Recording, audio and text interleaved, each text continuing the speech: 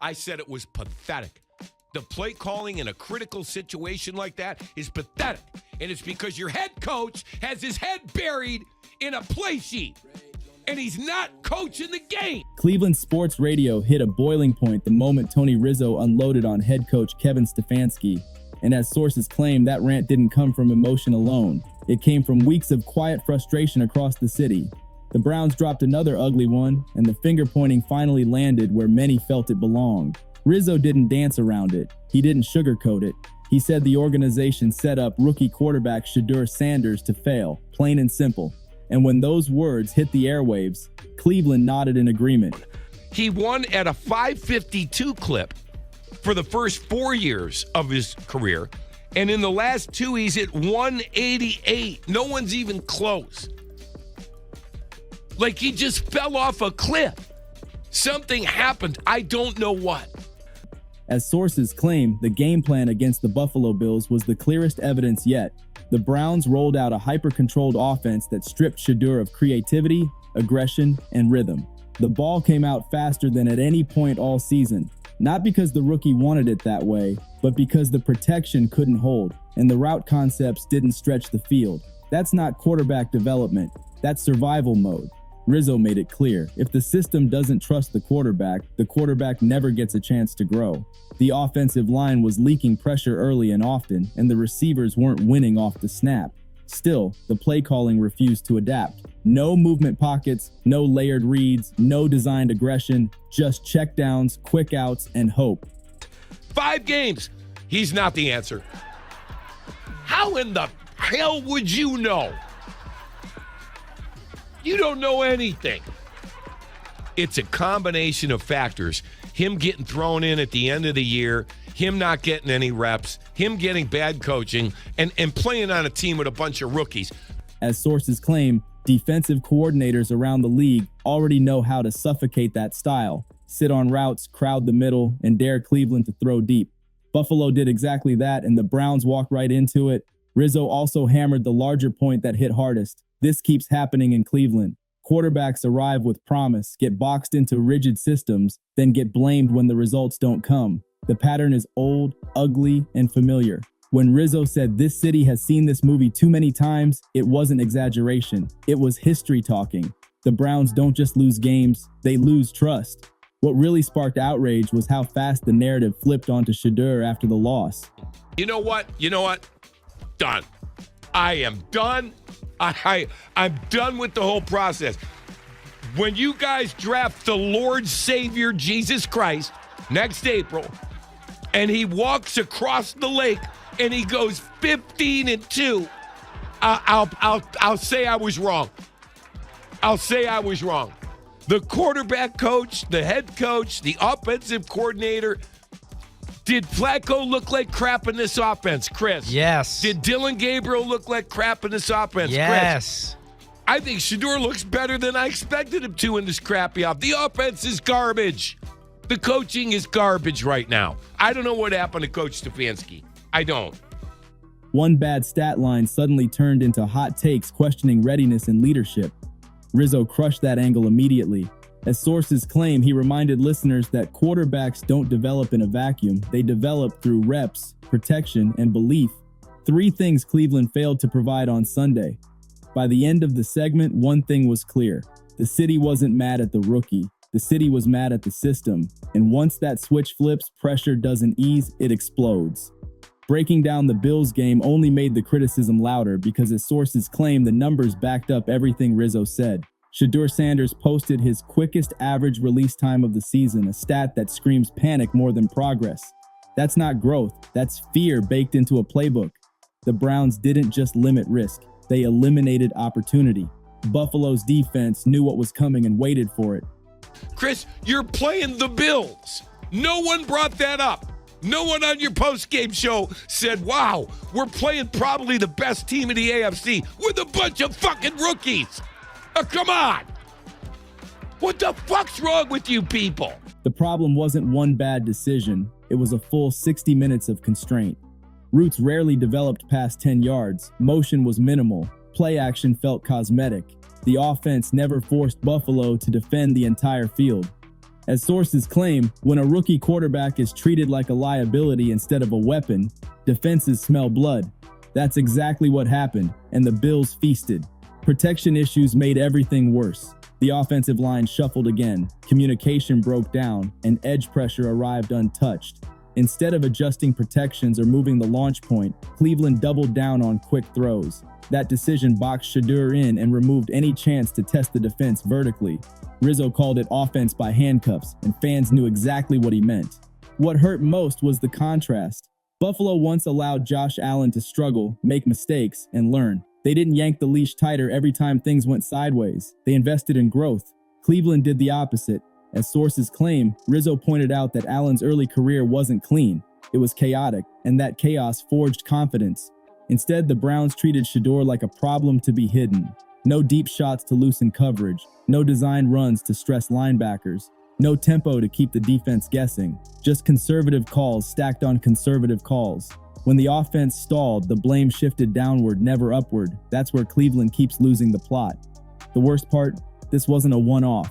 As sources claim, insiders say similar game plans were discussed in prior weeks, signaling a lack of trust from the coaching staff. When a quarterback feels that hesitation, it shows. Footwork tightens, reads speed up, and confidence erodes. That's not how you build a future. Rizzo ended the breakdown with a warning that hit hard. You can't play scared and expect your quarterback to be fearless. Cleveland heard that loud and clear. As the fallout continued, Rizzo zoomed out and exposed the elephant in the room. Cleveland's quarterback curse isn't superstition, it's structural. As sources claim, this franchise has cycled through talent without ever fixing the environment. From promising arms to veteran stopgaps, the result stays the same. Confusion, regression, exit. The names stack up fast, and fans know the list by heart. Quarterbacks arrive with upside only to leave questioned and discarded. Rizzo argued that this isn't coincidence, it's culture. Systems change. Coaches rotate. Philosophies clash. The quarterback absorbs all the damage. That's how confidence dies. What makes Shedeur's situation different is visibility. His profile is massive. Every snap is dissected. Every mistake amplified. As sources claim, Rizzo warned that mishandling a quarterback with this spotlight could permanently damage Cleveland's credibility across the league. Prospects talk, agents talk, word travels fast. The locker room feels it too. As sources claim, veterans know when a quarterback is being boxed in. They know when play calling lacks belief. That tension bleeds into effort, timing, and trust. Football doesn't survive doubt, it collapses under it. Rizzo also questioned the power structure. Why does general manager Andrew Berry still hold so much influence during collapse? Why does Stefanski remain insulated despite historic drops in win percentage? These aren't casual questions. They're organizational alarms. The most damning point came last. If Cleveland keeps blaming quarterbacks instead of systems, nothing changes. Different name, same ending. Rizzo didn't predict failure. He warned against repeating it. Once Rizzo spoke, the story exploded nationally. As sources claim, league analysts echoed the concern, pointing out how Cleveland's approach contrasts with successful rebuilds elsewhere. The Browns aren't short on talent, they're short on alignment. Film analysts highlighted missed opportunities, receivers open late but never targeted, protection calls that didn't match defensive fronts, predictable sequencing. These aren't rookie issues, they're coaching ones. And the more tape circulates, the harder it is to deny. As sources claim, rival teams now see Cleveland as predictable. That's deadly in the NFL. Predictability invites pressure. Pressure forces mistakes. Mistakes fuel narratives. It's a vicious cycle the Browns know too well. Fans responded with anger, not apathy. That matters. Empty stadiums signal resignation. Noise signals demand. Cleveland is loud right now and ownership can hear it. The biggest fear? Wasting time. Rookie quarterback windows are fragile. Confidence builds early or never. Rizzo hammered that urgency repeatedly, reminding everyone that patience doesn't mean paralysis. This story isn't finished, it's accelerating. As sources claim, internal conversations are getting louder, not quieter. Adjustments are coming, whether through scheme, staff, or philosophy. The Browns must decide who they are, and fast. Shedeur Sanders remains the centerpiece, not the problem. That message is finally breaking through the noise. Development requires belief, and belief requires action. Cleveland has a choice: protect the future or repeat the past. Rizzo didn't destroy Stefanski for drama. He did it because silence wasn't working, and now the city is watching closely. Every play call, every rep, every decision. If Cleveland truly wants change, it starts with trust. Trust the quarterback, trust growth, trust the process, not the fear. As the noise outside Cleveland keeps getting louder, sources say the conversation inside the Browns facility has already shifted in a major way. This isn't just radio talk or fan outrage anymore. Players are watching the same film, feeling the same frustration, and quietly asking the same questions. According to sources close to the locker room, many veterans don't see Shedeur Sanders as the issue at all. They see a rookie being forced to operate inside a tight, outdated structure that doesn't match today's NFL pace or creativity. Sources say offensive players noticed the conservative approach early in the Buffalo game. After the first two stalled drives, body language started telling a story. Receivers jogging back to the huddle with hands up, linemen shaking heads after missed protection adjustments. Everyone knew the defense had already figured it out. When an entire unit realizes the play calling is predictable, confidence drops fast, and football becomes mechanical instead of instinctive. What's wild is that, as sources claim, Shedeur stayed composed through it all. No sideline blowups, no finger pointing, no panic. That maturity didn't go unnoticed.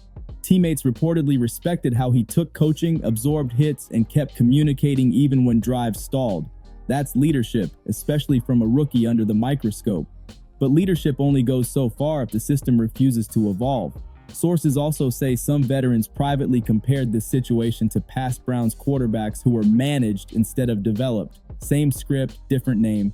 Quick throws to avoid mistakes. Playbooks trimmed instead of expanded. Fear of turnovers outweighing trust in talent. That formula never works long term, and players know it.